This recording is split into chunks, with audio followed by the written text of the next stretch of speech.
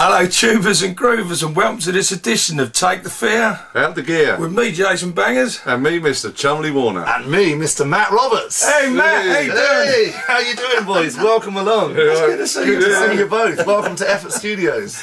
In case you're wondering, Matt's our first guest on the show. He is a bit of an eccentric like myself and Simon. Yeah, That's the best way to be. We are collectors and hoarders of the weird and the bizarre.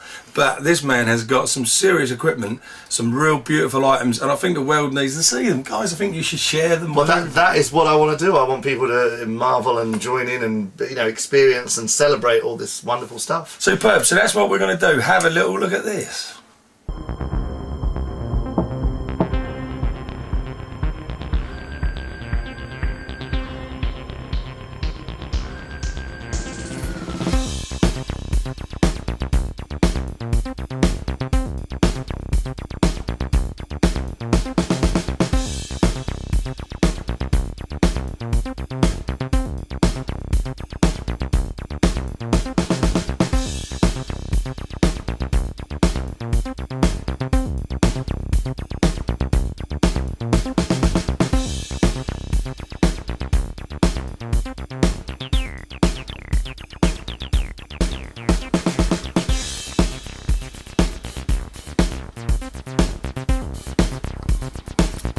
Oh, look at the serious face on Mr. Chumley Warner.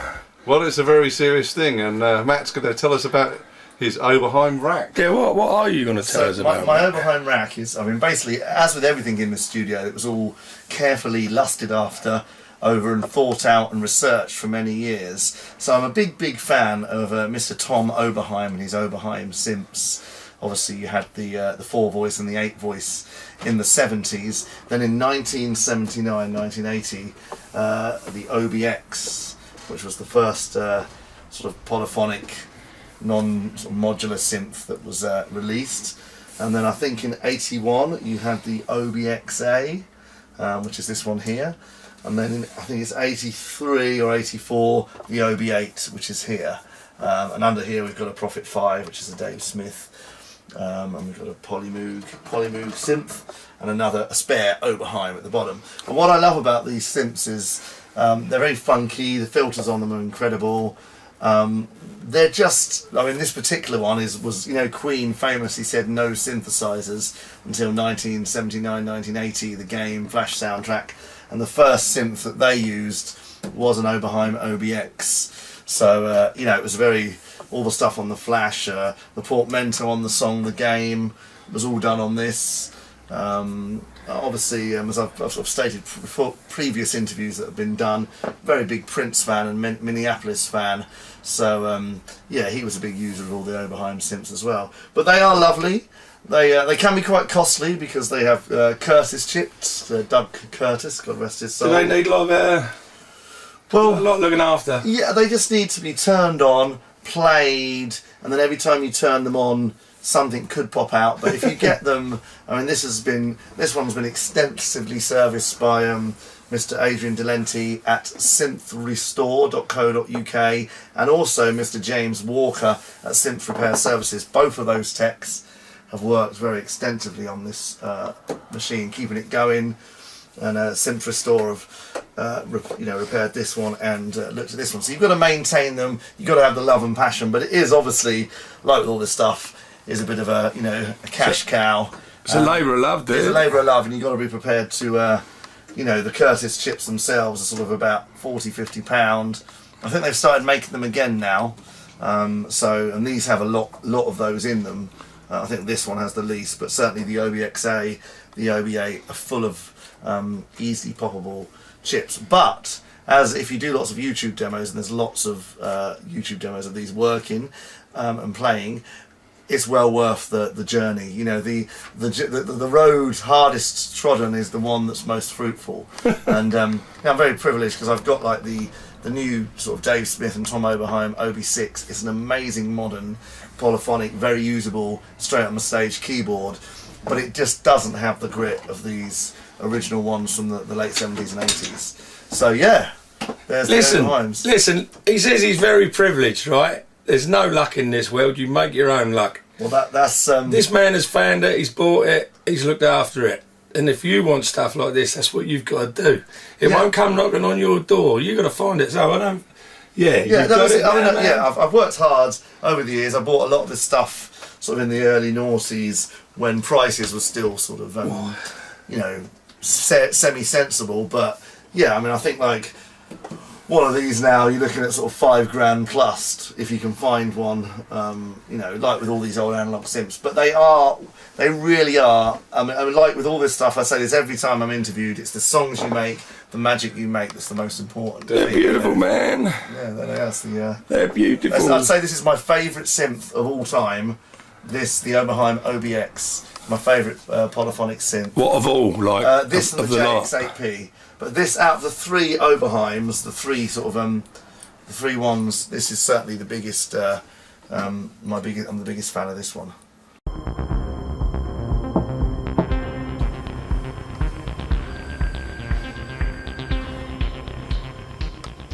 That's a real nice looking bit of kit, dude. Well, these are another celebrated item for me. The Polymoog synthesizer. Sort of came out of a 1974-75 R&D. I think it was released in 75. At first, I should say they were problematic from the very off with overheating and all the rest of it. But they are, again, worth the weight in gold as far as like sound quality, sonic paddle and inspiration when you get on one. I mean, pretty much it's organ technology with a filter and uses divider chips. But what a sound you can get out of them, and yeah, just. What were they used on the Polymoog? Well, I mean, the Polymoog. We'll move on to the keyboard one in a minute, but this was used extensively. I mean, Tony Banks had one. I mean, anybody who was anyone when they came out had one. You know, because it was a way of having a polyphonic synthesizer before the Prophet 5 in 1978 and before the Oberheims. So yeah, anyone who was anyone used one. But then the keyboard version, which was a cut down version, they both got presets, but it had less controls. The famous preset one, the Vox Humana, which I'm sure you Numenoids, which I am a polite one, and synth fans out there will know, the Vox Humana sound is the Gary Newman sound, and the keyboard version is very sought after. Also, one should be a very underrated serious use of a Polymoog, an actual synth, was Cliff Richard's UK 1979 #1, It's So Funny How We Don't Talk Anymore. And if you look in the video, down, down, down, down, you can hear, you can see someone miming on one, and you can hear it on the track.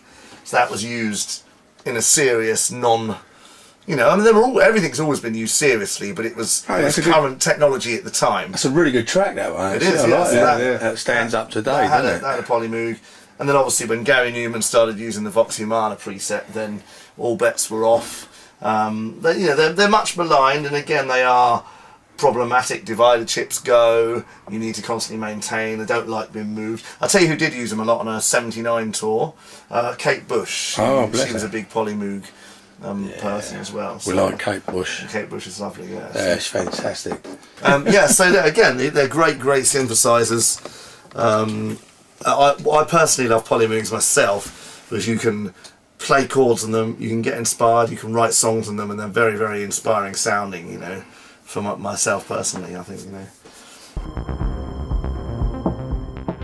The famous Korg Vocoder. This is a Korg Vocoder, from the Korg range as well. Again, a fantastic piece, and you've got the MS-20 next to it as well. I've got the MS-10 somewhere, and down here I've got the sequencer, which I'm going to get this out. You've heard the term, ladies and gentlemen, a kid in a sweet shop? Yeah. Yeah. I don't think I can get it out that easily. But this is what we are. You've got the sequencers down here need setting up, and that you can sort of chain them all together and get it working. Yeah. I think it's a good point to add, as I just stick my head into shot, but Matt's not actually set up at the moment.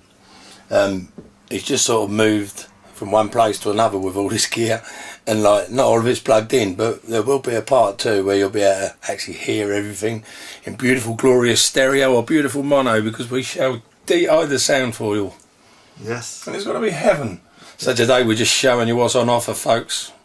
It's going to be good. That is all. I mean, what you're saying about the Gary Newman thing there, when that record come out, it was like hearing the Beatles for the first time. It was new, it was, wasn't it? I mean, it was electric. It wasn't. It was a lot electric. Yeah, music, I mean, sadly, I was very young when it came. I was a very tiny little baby when it was out, but you know, I remember discovering it in the sort of wilderness in the very early 90s, where nobody was so into the late 70s, early 80s, discovering Gary Newman, and I had the pleasure of meeting him once, actually. Lovely guy. Oh wow! And his lovely wife Gemma, he was a big purveyor of, well, and the Minimoog as well, which is behind here. There's a Minimoog. Yeah, by the way, when you met him and his lovely wife, did he ask how I was? No, he didn't ask how you were. Did he not? Oh, shame. He didn't know. I was running a jam night in Cameron, and he walked past, and I just went outside and said, Gary! And I had a slightly embarrassing moment, if you're watching Gary and Gemma, where they assumed that I'd attended the gig the night before, and I didn't have the heart to say, you know, actually I didn't attend the night before. No, well, we all tell I do love Gary, you know. I've got quite a lot, most of his albums. I'm not so au fait with the new ones, though I have got them still, you know, in my extensive library, going to get round to listening to them, but certainly sort of, you know, the classic Telecom, Preza Principle, Tubeway Army, you know, Dance, those kind of, I mean, Dance featured the LM1, my favourite drum machine. Before Prince was using it, Gary was using a down-tuned clap on the Lin LM1. right. He was an early purveyor of those. So this is an interesting bit of kit then, Matt. What we got? Is this a Moog? This is a Minimoog, perhaps the godfather of all mono synths. This one's from 1973. You know, with the early filter in. Just the godfather. I mean, they've been used on so many things. It is it's the mono synth of mono synths, and again, anyone and anybody's used one. Can I touch it? You can touch it, yeah. Yeah, it's a beauty. Is this on purpose, these two darkened keys? No, that's just a cigarette coloration and you know, time coloration. I did have the chance to get all the keys replaced, but I liked having the original ones. And I think what's very important with all this gear is it has a story. I'm interested in the story, so when I play any of it, and I turn any of it on, and I use any of it, any of the synths, guitars, drum machines, drum kits, mics, the story comes back through me, and I'm adding to that story. Yeah, man, and also there's the background to the machine, and if you the heritage. When you touch a piece of wood, like an old piece of wood, I can almost hear it speak to me. And with old instruments, especially ones that have been on hits, and for example, my real machine recorded the hits on Kaylee. You know, wow, you can kind of feel it. You know, so what machine have you got? That's only an MSR 24, believe it. Yeah, I know, that's great. Yeah, well, they recorded that on there. You know, it sounds great. So, I mean, there's a good sounding machine, isn't it? For what it is, one each. You know, yeah, I love 24 machines across. But yeah, you can feel like these. I'm almost. It's like they're trying to talk to me already, and I don't even know the machines. They shouldn't sympathise and intertwine with my brain, but they are. They do. Yeah, they do. They all have a spirit and a soul. I can feel it. I can see the smoky clubs and where they've been and the studios. You can just feel it. And when I come into the studio, it's just walking into all this energy. Yeah, and for me, I find it good, swimming in a sea of great energy. Yeah, it is energy. It's absolutely. It's all positive energy. For music, it's always positive. It's never negative. And you never know what you're going to create with it. Like, absolutely. You know.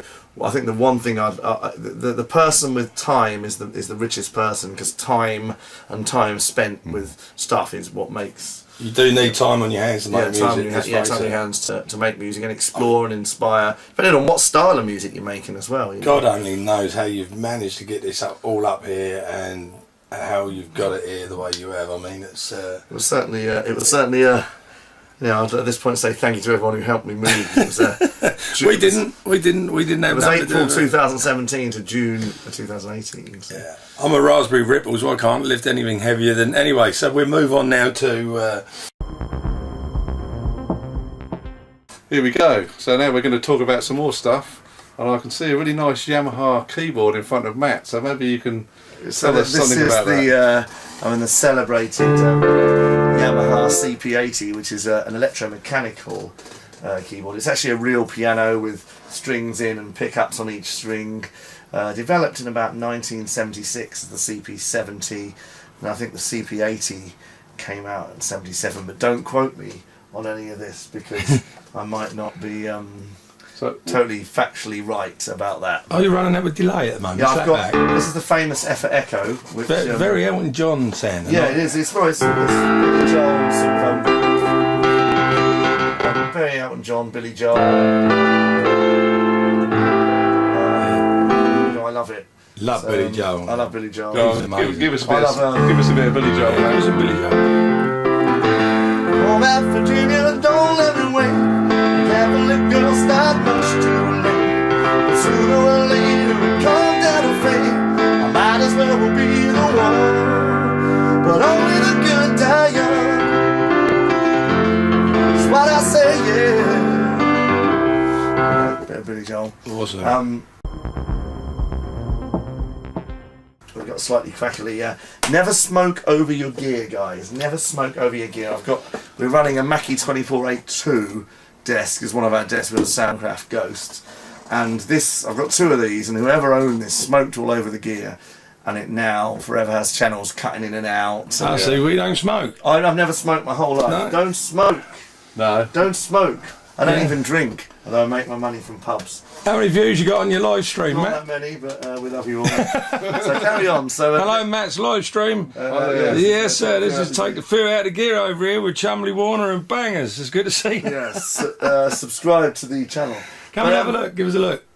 Yeah. So, but basically, the premise behind Effort Studios was to basically create somewhere where I could time travel around different eras. So if I wanted to be in Sun Studios, in 1956, 57, I could do that. Do you know, butting? Sorry, I don't mean to butt in. For those who are watching on behind the camera, okay, but there's a lot of analogue studios being built today. There is. And there's one I'm trying to think, what was that called, that one we looked at? It was in Essex, wasn't it? That's Sugar Ray Studios. I was messaging the guy from there, yeah. So you got Sugar Ray, there's a Sound on Sound did a great feature on Had him. my mate Anton on there. Yeah, he was doing all the... so Sugar Ray's great, and then my old mate Liam Watson at Toe Rag Studios in London. I mean, he's been around over 30 years, and he was around when nobody wanted anything analogue. He's obviously a big purveyor of that, and he had the big album with the White Stripes Elephant in 2002. But yeah, Sugar Ray, they're definitely an inspiration, a modern day inspiration. UK studio. The guy's got the RCA 44 one mic sort of situation. The same Mike Elvis sang into. The same Mike Elvis sang into. The RCA 44 is a dream mic of mine. I do have a Marconi Type A behind there, which was the English version. We've got a lot of tape machines here, ranging from cassette 4 tracks to 24 track 2-inch machines. As you know yourself, Mr. Bangers, 1-inch tape. Well, all tape's very expensive now. Open reel tape is, so I don't get to use it as much as I can. I still try and use 4-track stuff. The last time I bought a roll, it was £74. Yeah, it's about 1-inch tape now is about 120. Is it really? For 2000? One place 2 inches like 350 quid. Yeah, 2,500 feet, isn't it? Yeah, so you end up recording at 15 inches per second to save. If you're really feeling poor, 7.5. I've got hundreds of reels at home. So. Yeah, I've got quite a few reels as well. Some used, some not used.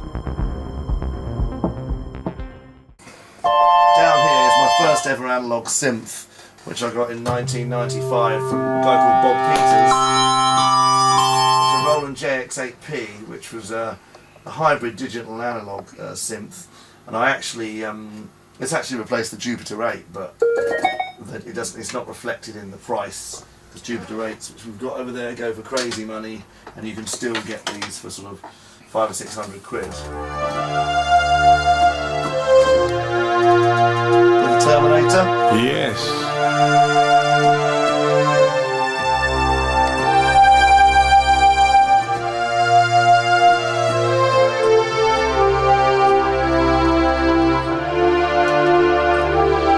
Yeah, very much mid-80s strings. Yeah, it's great, isn't it? Yeah, I mean, there's some lovely bits. I mean, it's not just synthesizers and keyboards we focus on here. We've got guitars. And I noticed the guitars, yes.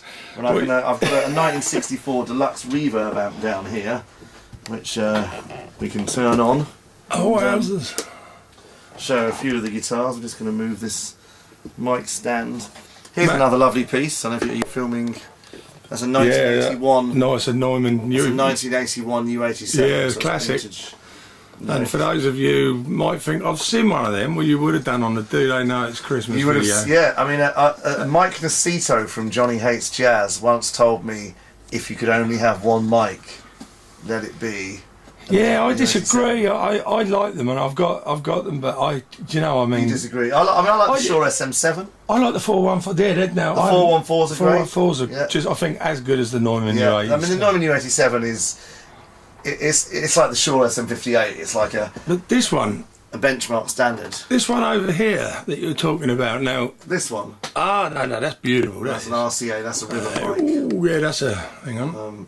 I can't say it as the U87. If I move that. Yeah, if you just move. Yeah, that is a beautiful microphone. Yeah, it's about 1939, 1940 ribbon mic. In fact, I was watching the film La Bamba from the Richie Valens story. Yeah. He's singing into like lots of those. I mean, that's a great RCA mic. Yeah, he died with Buddy Holly. He did die on the day the music died. We just we're not celebrated, commemorated is the word. Was it Gene Vincent as well? No, it was Buddy Holly, Richie Valens, and the Big Bopper. Big Jamie Bopper, Ross. wasn't it? Hello, baby. Hello, baby. He was You 28. know what I like. And so that was what happened there. Yeah, that Shure there you've got. That one you've got right there that I'm looking at, and you just told me the name of it. The SM7. That's the one that Michael Jackson used on Thriller a lot. Really? Because I tell you, bloggers are now using these now. This is what Simon. This is what Joe Rogan uses. Do you know why these Shure SM7s are so popular? Because they're bloody good. Because you can spill through the mic, through the headphone, through the speakers, and use them in live experiences as well.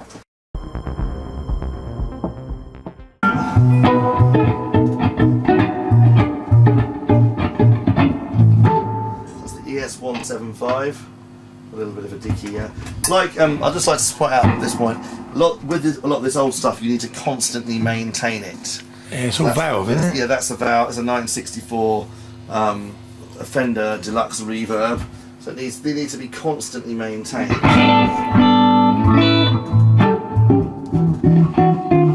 think it needs a new valve. This one. Think so? Could be a lead, but it's usually a valve. Yeah, I think I've swapped over a few leads, but yeah. So that's our sort of main. We've got lots of amps here, but this is a particularly nice one we use. There's definitely a valve issue or some kind of issue, so that will probably need sorting at some point. That's half the charm of these things, eh? Yeah, I mean, half the charm is that you do, you need to sort of you need to get them sorted. Another amp that we love here is the we've got a Magtone 280, which was the amp that Buddy Holly had. Oh wow! 1958 Magtone 280. So we got one of those. He's very famous for strumming the upstroke from the bottom. He was very famous for strumming the upstroke. Or downstroke, whichever way you talk about your guitar. I've just seen you got my favourite amp of all time now. I've just seen a Fender Twin Reverb. Oh yeah, that's a great amp. But the Fender Twin Reverb, it's a very beast of an amp. So you've got to kind of be able to control it. Yeah. Whereas something like a Deluxe Reverb or a Princeton, they're a lot less loud, and you can control them more. So yeah, but we like to do it all here. But I think I always make this point when I'm being interviewed about gear and stuff. It's the songs you make with them. So here's one of my favourite drum kits, which is a Ludwig. It's a 1963 Ludwig Club Date in gold sparkle, which I really love. I've written many songs on this drum kit. In fact, I wrote one called The Birds and Rivers. I just sat there sort of doing a...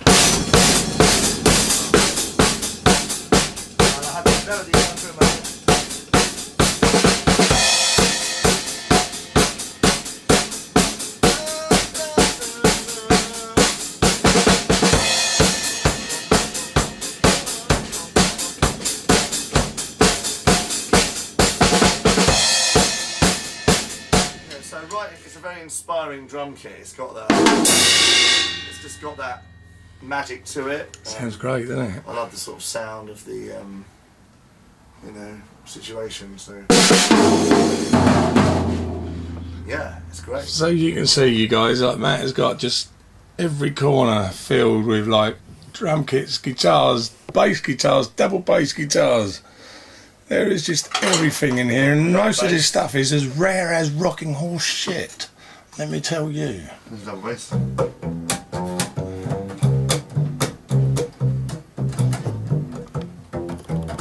This is hard manual focusing while zooming in, I tell you. I can only play the double bass a little bit. Yeah, I'm not a brilliant double bass player. I'm just okay at a few things. I'm still learning. Right, guys, we're gonna say goodbye. Love you all.